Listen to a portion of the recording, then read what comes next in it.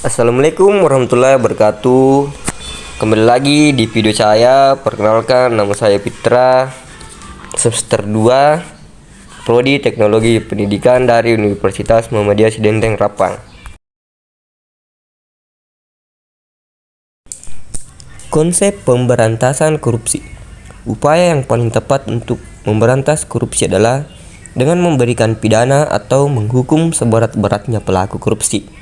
Dengan demikian, bidang hukum khususnya hukum pidana akan dianggap sebagai jawaban yang paling tepat untuk memberantas korupsi. Upaya penanggulan kejahatan dengan hukum pidana.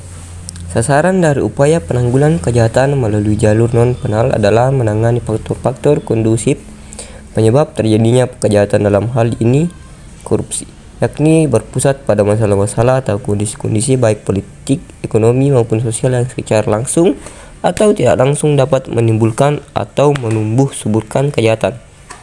Dengan ini, upaya non-penal seharusnya menjadi kunci atau memiliki posisi penting, atau dalam istilah yang digunakan oleh Barda Nawawi Arif, memiliki posisi strategis dari keseluruhan upaya politik kriminal.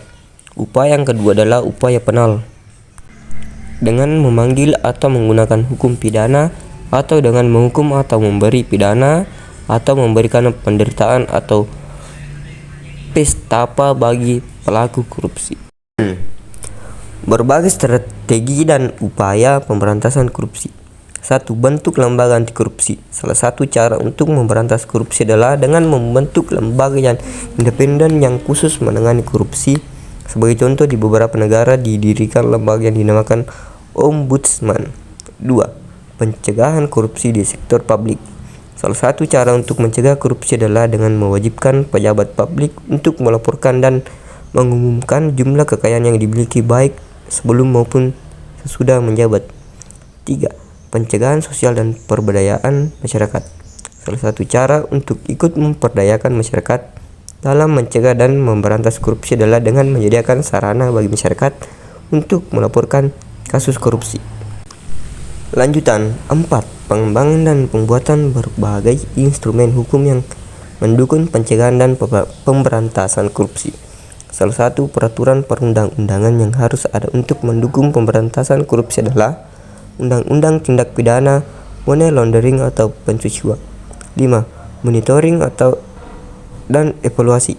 Dengan melakukan monitoring dan evaluasi dapat dilihat strategi atau program yang sukses dan yang gagal. Untuk strategi atau program yang sukses sebaiknya dilanjutkan. Untuk yang gagal harus dicari penyebabnya. 6. Kerjasama internasional.